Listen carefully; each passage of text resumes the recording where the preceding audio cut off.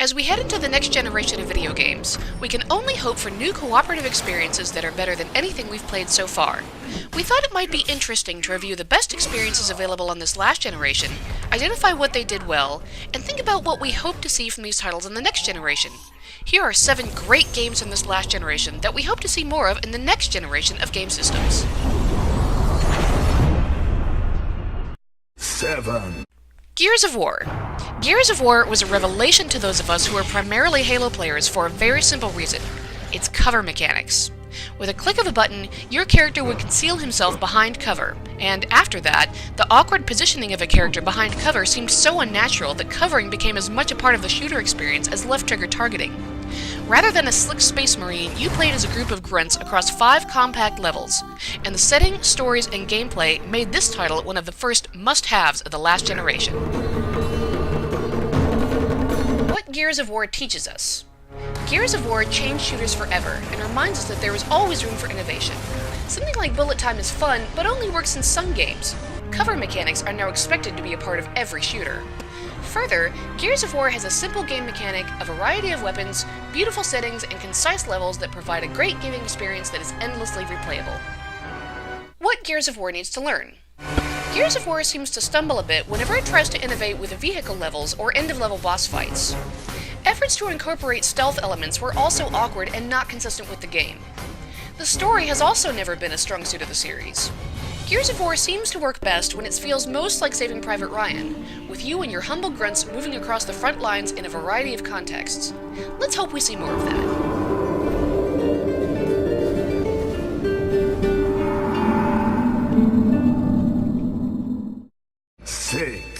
Saints Row. Saints Row is a great antidote for the seriousness of the Grand Theft Auto series. As funny and irreverent as other series are grave and dramatic, Saints Row offers a fun and often ridiculous sandbox experience as you and your friends take over the city of Stillwater from other gangs, corporations, and most recently, aliens. The game is crazy and silly and fun throughout. You're right over the...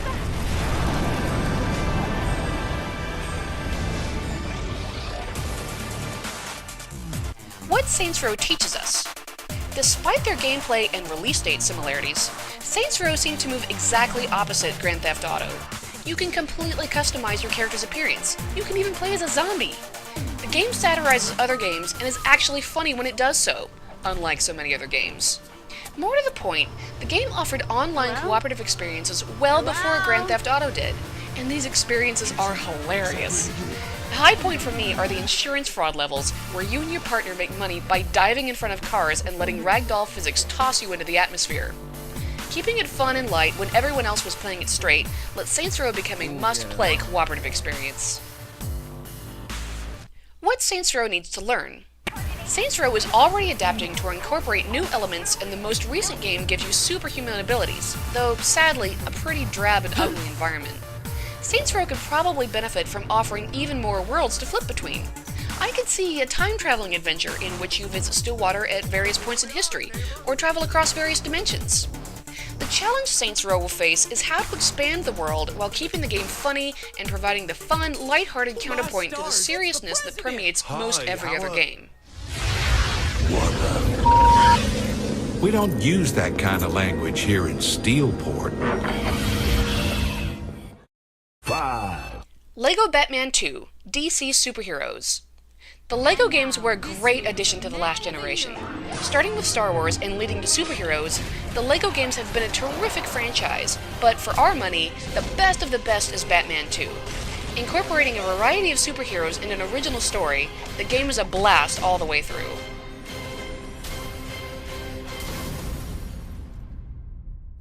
What LEGO Batman 2 teaches us. Batman 2 is fantastic because the gameplay is simple and the worlds are enormous.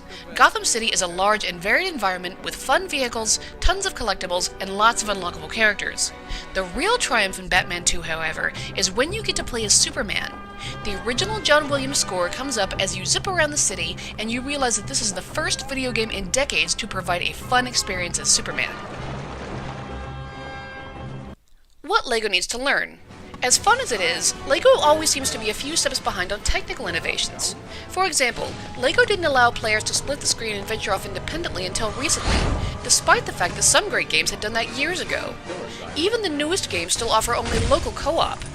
LEGO also needs to have more faith in its original stories. Batman 2's original story is more fun than visiting all the movie set pieces in Harry Potter and Lord of the Rings. The story is hilarious, and after all that time in Arkham, it's nice to have a lighter Batman adventure. 4. Left 4 Dead 1 and 2. The Left 4 Dead series is one of the best shooters of this generation. You and 3 friends, or AI companions, battle through 4 or 5 episodes against hordes of zombies, some of which are more powerful and annoying than others. Endlessly replayable, the game provides a streamlined, hour-long experience that varies just enough each time to keep you on your toes. What Left 4 Dead teaches us? Left 4 Dead teaches us to keep it simple and provide a fun experience that is flawlessly done. There's no leveling up to lead to imbalances between you and your friends. Zombie killing is endlessly enjoyable, on any medium, and the director, who tailors your experience to your abilities, keeps the familiar experience different and unpredictable enough that each playthrough leaves you with stories to tell. What Left 4 Dead needs to learn? Keep the content coming! Borderlands 2 has been releasing new levels consistently since launch, while Left 4 Dead seemed to run out of steam last year. If the strength of your game is that it's a concise experience delivered well, then one anticipates that more content will follow. More levels would keep this game at the forefront of everyone's playlist. No one needs much innovation here, but more levels, new weapons, and new heroes would make this game the one that lives in my Xbox. 3. Portal 2. Portal 2 is one of those magically innovative cooperative experiences which does not rely on guns or violence. The heroes are a couple of buddy robots who are assisting GLaDOS, the best villain of this generation, on a mysterious quest. Your only tools are portal guns that create doorways, and using these creatively is the key to solving this game. What Portal 2 teaches us? Many games today include a multiplayer component that feels tacked on at the last minute. Portal 2 does not. The single-player Portal 2 experience is a must-play, for Stephen Merchant's work alone, but the cooperative experience is great in its own right. The incorporation of single-player mechanic into an entirely separate cooperative experience feels almost like a spoil of riches, as either game is worth a full-price purchase by itself. Even better, Portal 2 is a great cooperative experience that does not rely on shooting enemies as its central dynamic. What Portal 2 needs to learn? Somehow, we have to find a way to make puzzle games more replayable. Portal 2 is a great cooperative experience, but once you have completed it, there is not as much fun in replaying the levels again. Some additional levels did appear after the launch, but not as many as one might hope. Making puzzle games replayable is not an easy problem to solve, but if anyone can solve it, it will be these guys. 2. Minecraft. Cooperative Minecraft is a bizarrely fun experience.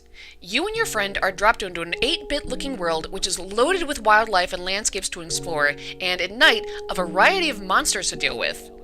Your immediate need is to survive the first night, which gives the initial hour of the game some focus.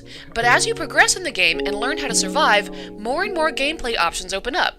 It is the kind of game you try out for 10 minutes and wind up spending 3 hours playing. What Minecraft teaches us? Minecraft allows players to play as they want to play. Minecraft can be Animal Crossing, Left 4 Dead, or Spelunker, depending on how you want to play. Even more fun, you can play one way and your buddy can play another. The open-endedness allows the game to adapt as well, so for those who wanted an ending, the game could provide a final boss. Players have embraced this flexibility and the ability to express themselves creatively despite the basic graphics and simple gameplay. What Minecraft needs to learn. It's hard to argue which direction Minecraft needs to go from here, but it definitely has room to play with. On the consoles, gamers need to be able to visit each other's worlds more freely and upload levels into a common server where others can access them. Further, players seem very interested in expanding into machinery. It would be fantastic if you could build a car, or even better, an airship to tour around the randomly generated world. Incorporating the customizability of other games, though almost entirely in weapons, into this gameplay would open up some fantastic possibilities.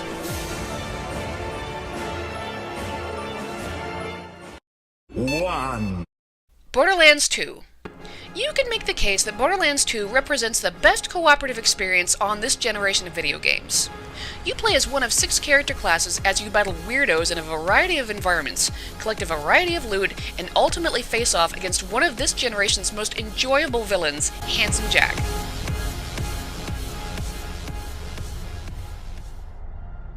What Borderlands 2 teaches us. Borderlands 2 is a solid shooter with a variety of enemies, experiences, and environments, but in terms of cooperative gameplay, the game makes 2 important innovations. First, gamers frequently complain that they cannot interest their significant others in playing video games. The inclusion of the Micromancer character allows players who do not usually enjoy shooters to have a positive gameplay experience. Whenever things get too difficult, the Micromancer's pet robot, Deathtrap, can be released to even the odds. The second and far more important innovation is the inclusion of loot.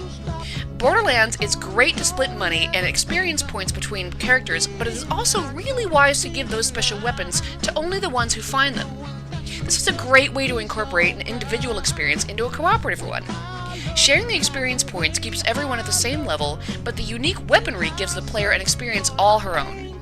Borderlands is a pioneer at giving unique experiences within cooperative ones. What Borderlands needs to learn. There's not much that needs to change about Borderlands, though arguably it does seem like many enemies are ammunition sponges who don't seem to react while you bathe them in acid-loaded bullets. It would be interesting to see Borderlands open up its world more and use this next generation to create a large open playground which can be crossed without loading screens. Driving from the ice fields of Windshear Waste to the arid Nexus to Sanctuary would be a blast.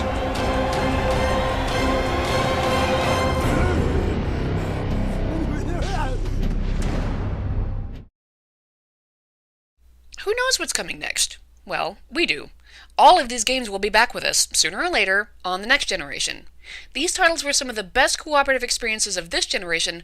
Let's hope they offer even more on the next round of consoles.